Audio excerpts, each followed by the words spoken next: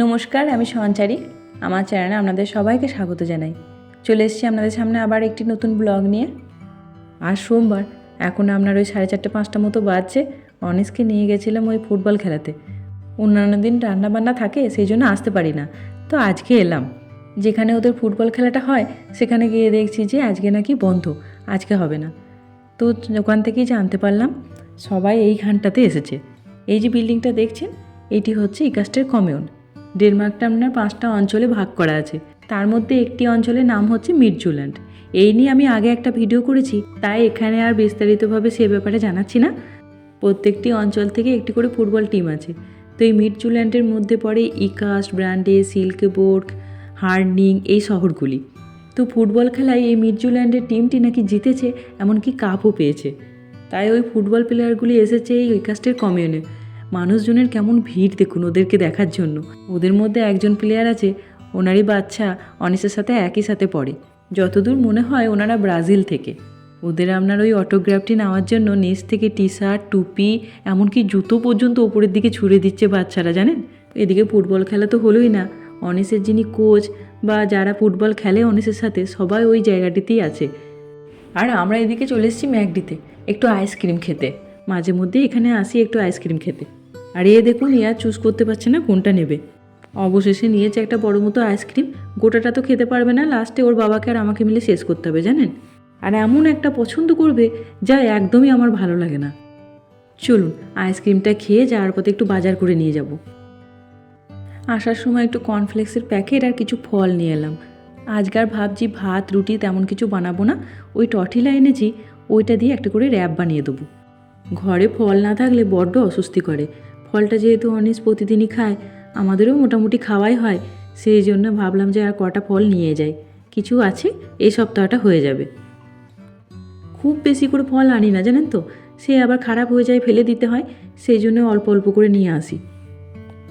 আর এই অ্যাভোকাডোটা অনিস খেতে খুব ভালোবাসে, সেজন্য একটা করে অ্যাভোকাডো বার করে রাখি আর বাকি ফ্রিজে রাখি। সবগুলো আবার বার করে রাখলে না সব কটা একসাথে খারাপ হতে থাকবে। আর এদিকে বেশি করে একটু কলা নিয়ে এসেছি, এইটা বড় কাজের জিনিস।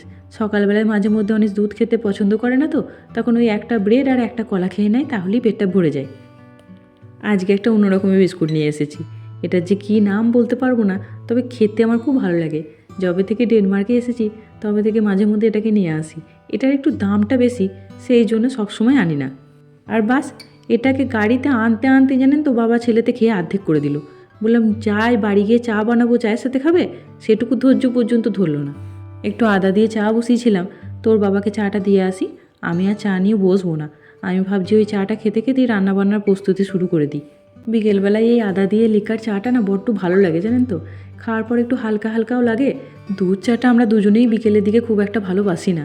চলুন ওর বাবাকে দিয়ে এলাম, এবার আমি আমার রান্না শুরু করি।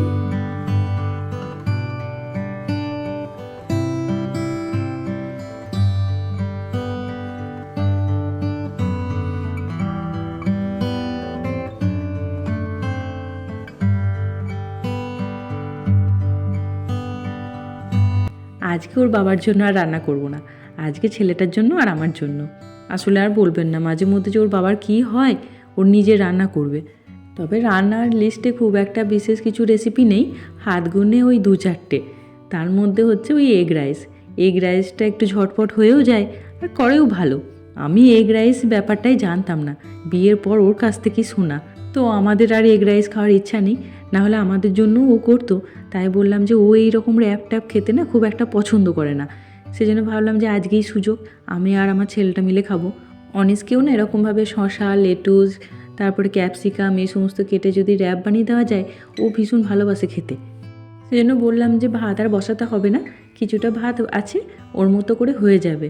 এদিকে শসাটা আমি একটু বেশি করেই কেটে রাখলাম, খাওয়া দাওয়ার পর ওই বসে বসে শসা খেতে বেশ ভালো লাগে। তাছাড়া ওর বাবাও যদি একটু নেয় তো নেবে। আমার আবার এই খেয়ে রুটি ভাত এই সমস্ত খেতে ভালো লাগে না, মাঝে মধ্যে এইরকম খাবার দাবার একটু ভালো লাগে, জানেন। আর ঝটপটও হয়ে যায়, বেশি ঝামেলাও থাকে না। ভাত রুটি করতে গেলেও তো একরকম ঝামেলায়, কিন্তু ওর বাবার আবার উল্টো। আসলে ওরও দোষ নেই, সারাটা দিন অফিসে থাকে তো, রাতের বেলায় তখন একটু ভাত খেতে মন চায়। আমি বললাম আমি করে দিই, এগ রাইসটা না আমি বানিয়ে দিই, সেও করা যাবে না, জানেন। এগ রাইস তো বানানোও যাবে না, এমনকি বললাম যে যেটুকু দরকার পেঁয়াজ টেঁয়াজ কেটে ছাড়িয়ে ছুড়িয়ে ব্যবস্থা করে রেখে দিই, সেটাও করা যাবে না। ও রান্নাঘরে ঢুকলে কাউকে অ্যালাউ করবে না, একমাত্র ওই থাকবে। একবারে রান্নাঘরে দরজা বন্ধ করে রান্না করবে। প্রথমে রান্নাঘরে এসে একটা ফোনে গান চালাবে, গান শুনতে শুনতে সুন্দর রান্না করবে। তবে লাস্টবার বিরিয়ানি বানিয়েছিল, খুবই সুন্দর হয়েছিল বিরিয়ানিটা। এরপর যখন বিরিয়ানি বানাবে আপনাদের সাথে শেয়ার করবো ওর বিরিয়ানিটা। ও তো ক্যামেরার সামনে আসতে চায় না, আপনারা হয়তো এতদিনে বুঝেও গেছেন। ছেলেটা ওই ঘরে টিভি দেখছে, আমারও খুব একটা খিদে নেই। ছেলেটাও বললো যে এখন খাবে না, থাক কেটে কুটে ব্যবস্থা করে রেখে দিলাম, একটু পরে আপনার যখন খিদে পাবে তখন ঝটপট বানিয়ে দেবো। এটা বানাতে তো আর খুব একটা টাইম লাগবে না, আর এ গরম গরম ছাড়া ভালোও লাগে না। লেটুসটা আর একটু কাটি, লেটুসটা বেশ ভালো লাগে এর মধ্যে। আজকে ডিম দিয়ে বানাবো, নয়তো ঘরে চিকেন থাকলে আবার চিকেন দিয়েও বেশ ভালো লাগে। তাছাড়া এটা না চিকেন ডিম কিছু না দিলেও চলে যায়, শুধু যদি এরকম সবজিপাতি দিয়ে একটা চিজ দিলে র্যাপ বানিয়েও বেশ ভালো লাগে খেতে। দুপুরের দিকটাতে ওর বাবা থাকে অফিসে, ছেলেটাও থাকে স্কুলে। আমার খিদে পেলে আমি মাঝে মধ্যে এরকম কিছু বানিয়ে খেয়ে নিই। এদিকে আমি একটু ঠান্ডা ঠান্ডায় চা খাই, খুব বেশি গরম চা খেতে পারি না। তো এখন চাটা খাওয়ার মতো হয়ে গেছে, এবার বসে চাটা একটু খাই গে।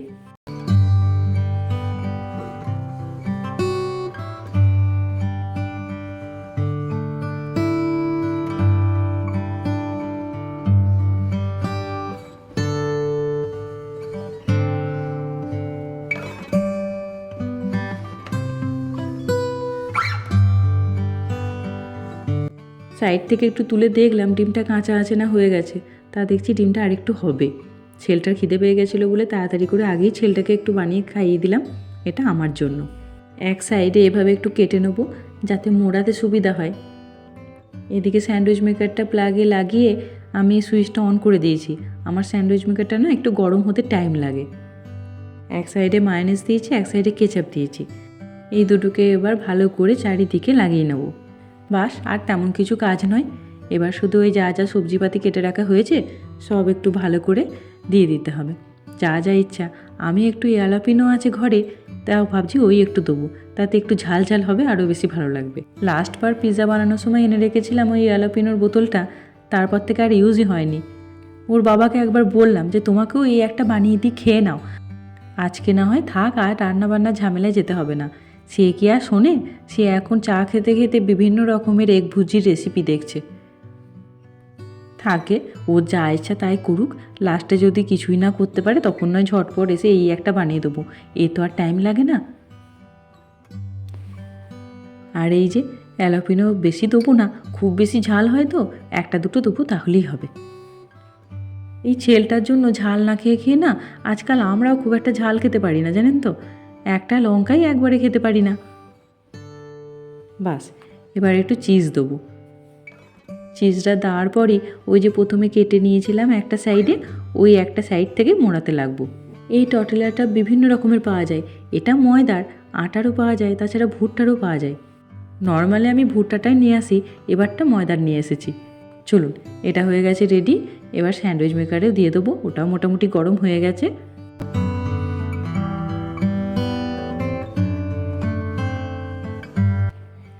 এটাকে প্রথমে একটু গরম করে নিলাম, তারপরে ওপর থেকে একটু বাটার লাগিয়ে দেবো। এবার এটা হয়ে গেছে।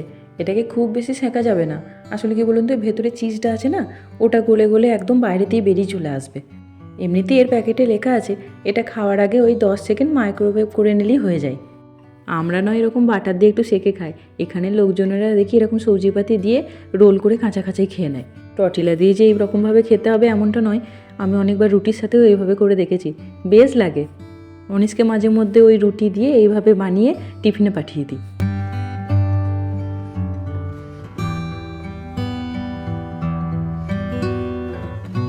খাওয়া দাওয়া তো কমপ্লিট, ওর বাবা গেছে রান্নাঘরে।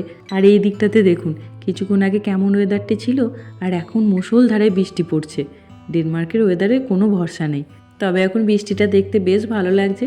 তাই ভাবছি কিছুক্ষণ এই জানলার সামনেটাতেই বসে থাকবো। ছেলেটাকেও শুইয়ে দিয়েছি, অনেকটা রাত হয়ে গেছে তো, সকাল সকাল আবার উঠতেও হবে, স্কুলটা আছে। ভিডিওটা আজকে এখানেই শেষ করছি। ভিডিওটি যদি ভালো লাগে তাহলে লাইক করবেন, শেয়ার করবেন, কমেন্ট করে অবশ্যই আমাকে জানাবেন কেমন লাগলো আপনাদের এই ব্লগটি। আমার ব্লগগুলো যদি আপনাদের ভালো লাগে তাহলে প্লিজ চ্যানেলটিকে সাবস্ক্রাইব করে দেবেন।